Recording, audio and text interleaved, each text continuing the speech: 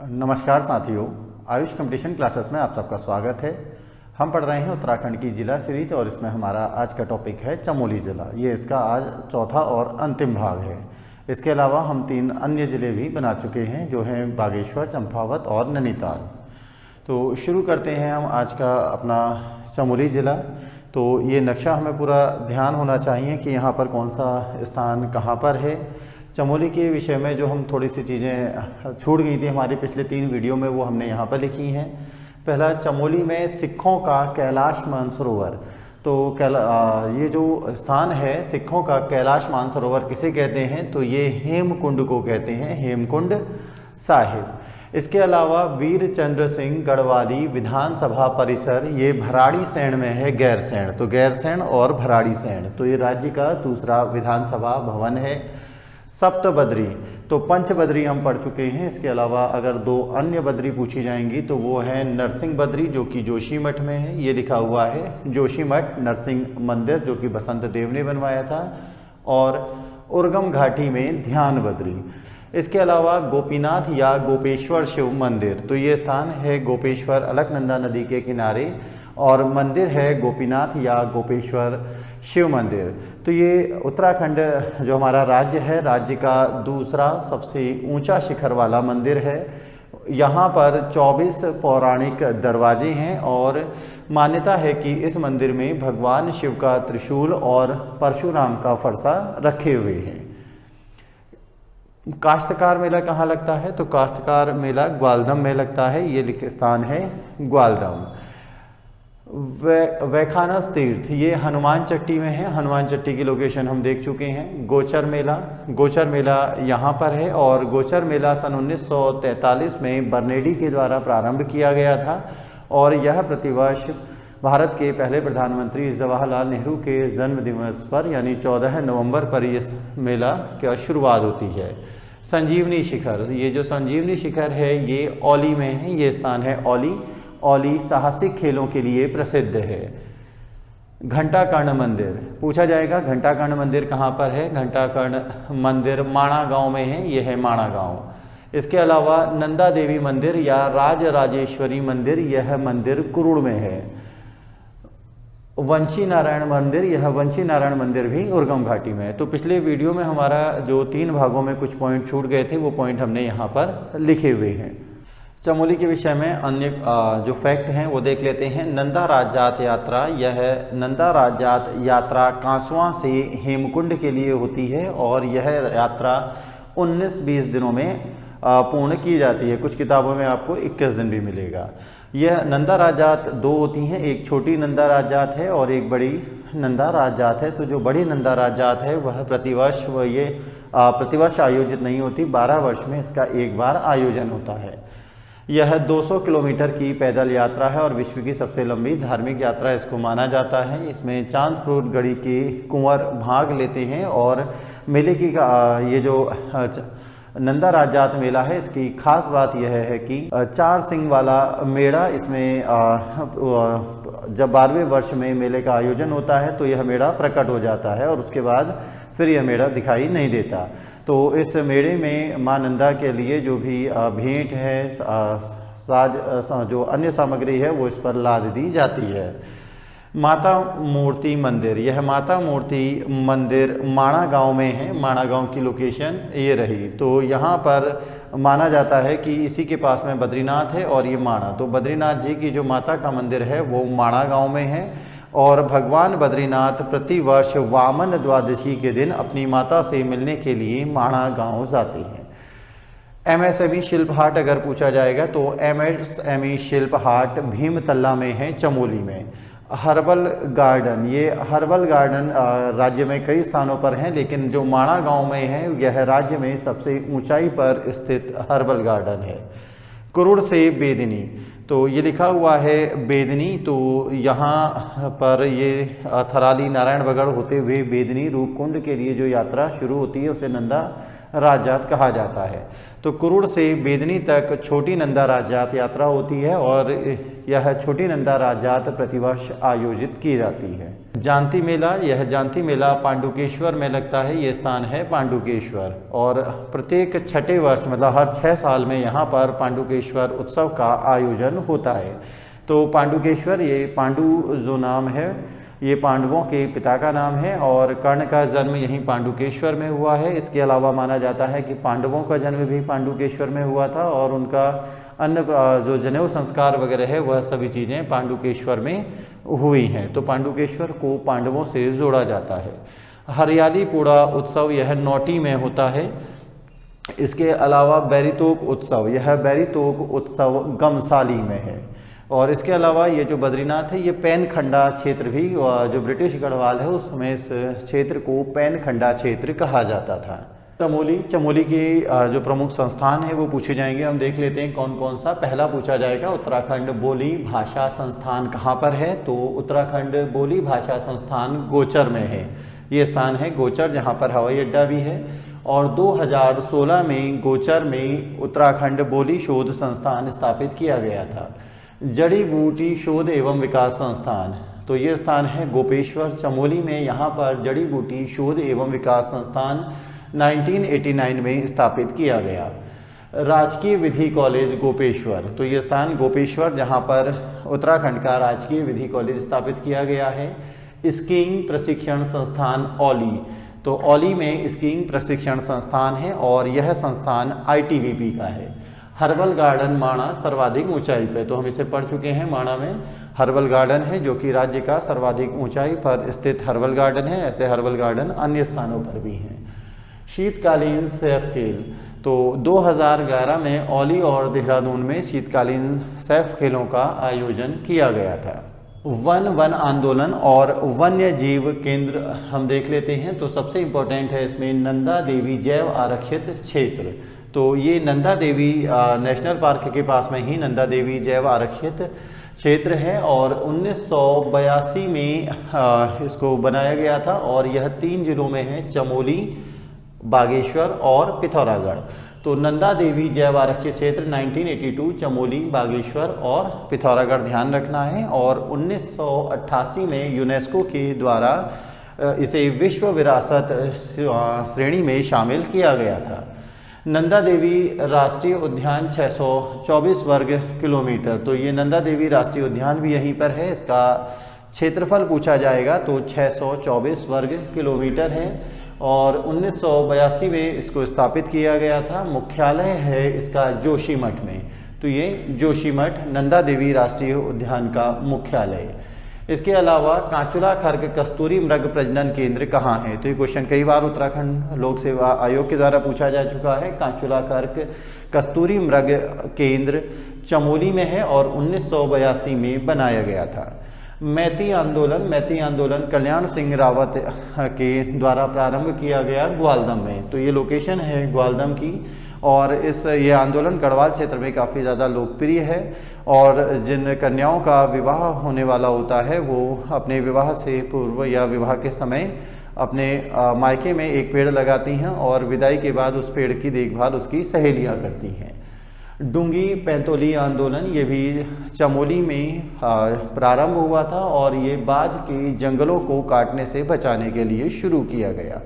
इसके अलावा पूछा आ चुका है कि यहाँ पर राजमा की खेती किसके द्वारा की गई, तो राजमा की खेती भी यहाँ पर विल्सन के द्वारा की गई। इसके अलावा जंगल की कटाई का अधिकार किसको मिला, तो वो भी यहाँ पर विल्सन नामक व्यक्ति को मिला है।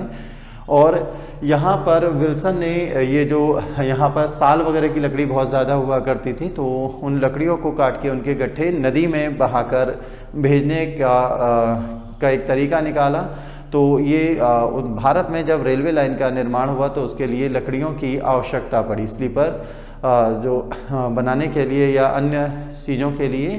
तो यहाँ अंधाधुंध कटान हुए थे, तो उन बांज के या साल के या अन्य पेड़ों को बचाने के लिए कई सारे आंदोलन हुए हैं।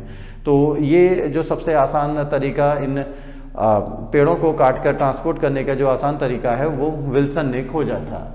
इसके अलावा चिपको आंदोलन, तो ये चिपको आंदोलन रेणी गांव में शुरू हुआ है और इसमें कई सारे जो स्लोगन्स हैं वो लोकप्रिय रहे, जैसे हिमपुत्रियों की ललकार, वन नीति बदले सरकार, या वन जागे वनवासी जागे, इसी प्रकार क्या है इस जंगल के उपकार? मिट्टी, पानी और बयार जिंदा रहने के अधिकार। 1974 में गोपेश्वर में गौरा देवी के द्वारा इस आंदोलन को शुरू किया गया, चिपको आंदोलन, जिसमें अगर जो ठेकेदार हैं वो जब पेड़ों को काटने के लिए आते तो गौरा देवी के नेतृत्व में महिलाएं और गांव के अन्य व्यक्ति उन पेड़ों से चिपट जाते और उनको पेड़ों को काटने नहीं दिया गया।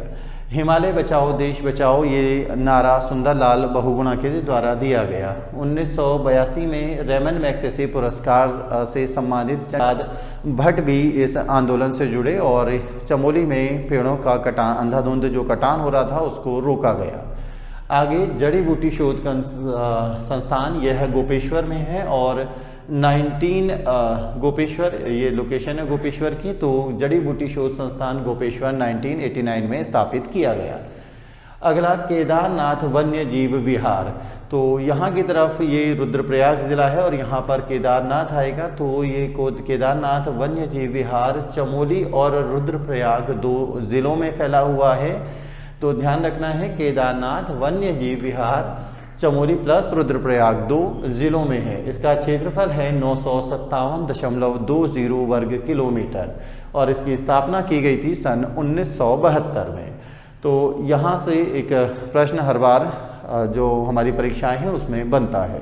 हम बात करते हैं प्रमुख मेले। तो चमोली में कौन कौन से मेले प्रमुख हैं? पहला मेला है गौचर का मेला। तो गौचर के मेले के बारे में हम पढ़ चुके हैं। 1943 में बर्नेडी ने शुरू किया था और यह मेला जवाहरलाल नेहरू के जन्मदिन यानी 14 नवंबर से शुरू होता है। त्रिमुंडिया मेला, यह जोशीमठ में नरसिंह मंदिर में है। तो जोशीमठ में नरसिंह मंदिर बसंत देव के द्वारा बनाया गया था। इसके अलावा अनुसुईया मेला, तो अनुसुईया मेला में जो महिलाएं हैं वो संतान प्राप्ति के लिए इस मेले में व्रत रखती हैं। इसके अलावा नंदकेसरी का मेला, वाण का मेला, जानती का मेला, रुद्रनाथ का मेला और वैरास कुंड का मेला, ये सभी मेले यहाँ पर काफ़ी फेमस हैं।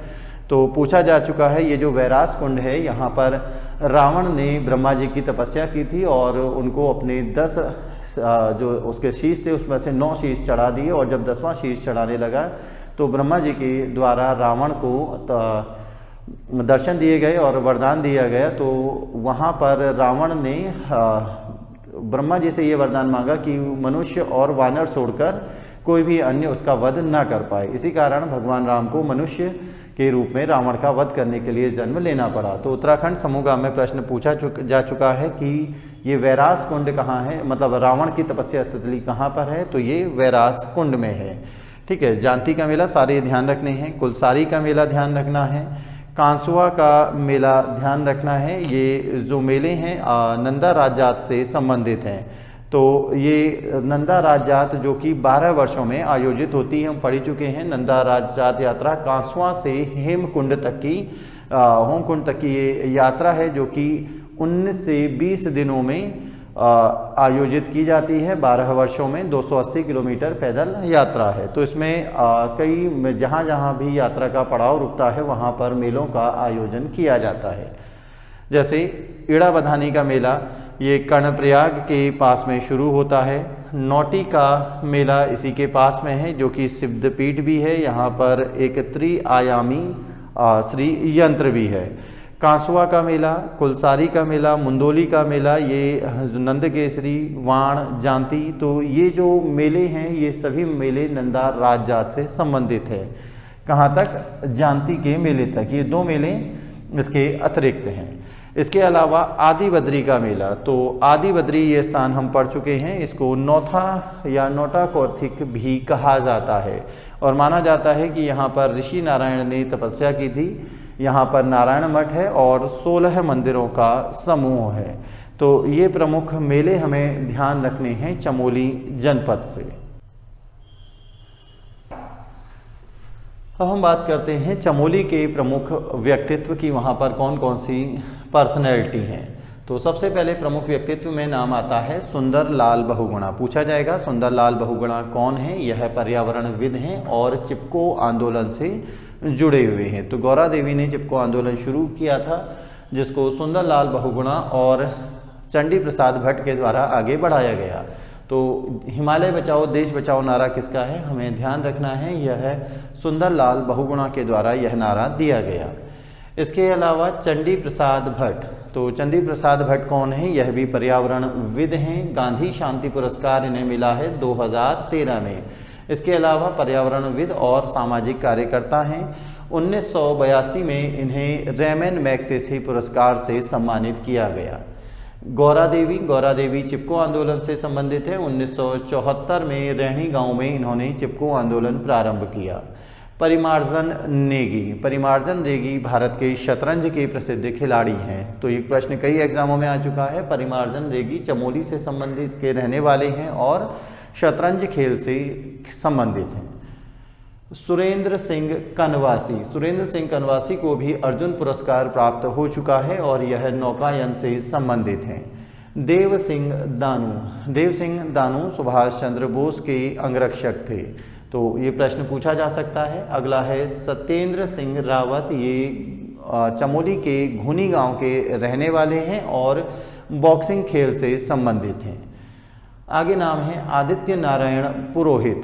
तो आदित्य नारायण पुरोहित किमनी गांव थराली के रहने वाले हैं। तो ये जगह थराली है, थराली के पास किमनी गांव। तो हमने पहले वीडियो में किमनी गांव पढ़ा था, किमनी मलारी। तो ये हमें ध्यान रखना है कि ये किमली गांव थराली के रहने वाले हैं और ये गोविंद बल्लभ पंत शोध संस्थान जो कि कोसी में है, कटारमल कोसी में, वहाँ के निदेशक रह चुके हैं। गोविंद बल्लभ पंत शोध संस्थान कटारमल कोसी के निदेशक आदित्य नारायण पुरोहित। इसके अलावा इनकी किताब का नाम है ब्लॉसमिंग गढ़वाल हिमालय। सन 1997 में इन्हें पद्मश्री से भी सम्मानित किया गया है। साथ ही यह गढ़वाल विश्वविद्यालय के कुलपति के पद पर भी रहे और यह एक वनस्पति वैज्ञानिक हैं, आदित्य नारायण पुरोहित। तो यहाँ से भी प्रश्न आ चुका है। इसके बाद अगला क्वेश्चन है बैरिस्टर मुकुंदी लाल। तो बैरिस्टर मुकुंदी लाल एक प्रमुख व्यक्तित्व हैं उत्तराखंड में और ये पाटली गांव में इनका जन्म हुआ था। इनकी पुस्तक का नाम है गढ़वाल पेंटिंग्स। तो यहाँ से कई सारे क्वेश्चन जो मैं बोल रहा हूँ ये आ चुके हैं। पहला क्वेश्चन आ चुका है कि गढ़वाल पेंटिंग्स किसकी पुस्तक है, बैरिस्टर मुकुंदी लाल की। 1969 में इनके द्वारा यह पुस्तक लिखी गई। गढ़वाल के एक प्रसिद्ध चित्रकार हैं, उनका नाम है मौलाराम। तो मौलाराम के चित्रों को खोजना और उसको दुनिया के सामने रखने का जो प्रयास किया रखा गया है वह बैरिस्टर मुकुंदी लाल के द्वारा रखा गया।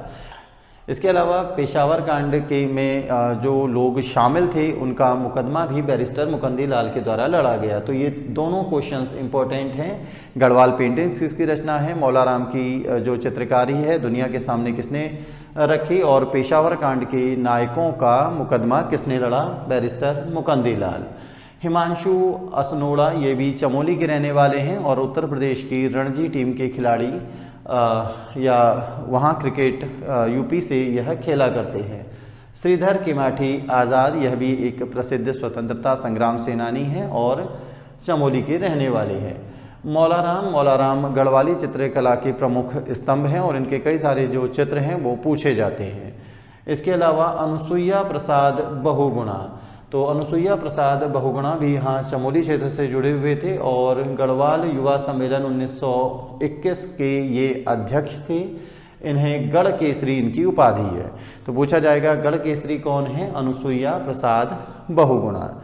तो प्रमुख व्यक्तित्व हमने देखे, सुंदरलाल बहुगुणा, चंडी प्रसाद भट्ट, गौरा देवी, परिमार्जन नेगी, सुरेंद्र सिंह कनवासी, देव सिंह दानू, सत्येंद्र सिंह रावत, आदित्य नारायण पुरोहित, बैरिस्टर मुकुंदी लाल, हिमांशु असनोड़ा, श्रीधर किमाठी आज़ाद, मौलाराम, अनुसुईया प्रसाद बहुगुणा। इसके अलावा जो अन्य हैं पुष्कर सिंह भंडारी, तो ये फुटबॉल खिलाड़ी हैं। केदार सिंह फोनिया ये उत्तर प्रदेश और उत्तराखंड में कैबिनेट मंत्री के पद में रहे हैं और नारायण दत्त तिवारी के बाद दूसरे प्रमुख नेता यहाँ उत्तराखंड के उस एन डी तिवारी के समय में ये रहे हैं।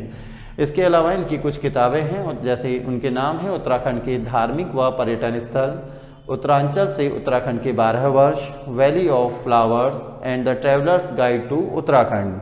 तो केदार सिंह फोनिया उत्तराखंड की एक प्रमुख राजनीतिक व्यक्ति रही है। सच्चिदानंद भारती मोस्ट इम्पॉर्टेंट हैं, कई बार इनसे प्रश्न पूछा गया है। तो इनके द्वारा जो आंदोलन चलाया गया उस आंदोलन को पानी राखियो आंदोलन कहा जाता है।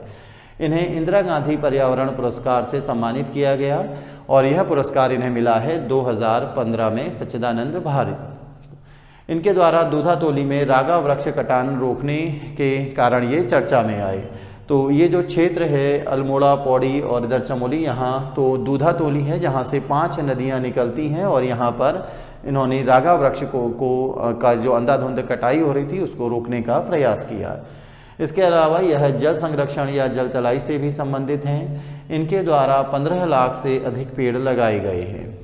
1955 में राठ क्षेत्र के गाडर वर्ग में इनका जन्म हुआ था और इनके द्वारा दौड़ियाल, तो इनका जो सरनेम है वो दौड़ियाल था और उन्होंने इस जाति सूचक शब्द को अपने नाम के आगे से हटा दिया और अपने नाम के आगे जोड़ दिया भारती, तो सच्चिदानंद भारती। तो ये क्वेश्चन भी आ चुका है कि जाति सूचक शब्द को हटाने वाले व्यक्ति कौन है, सच्चिदानंद भारती।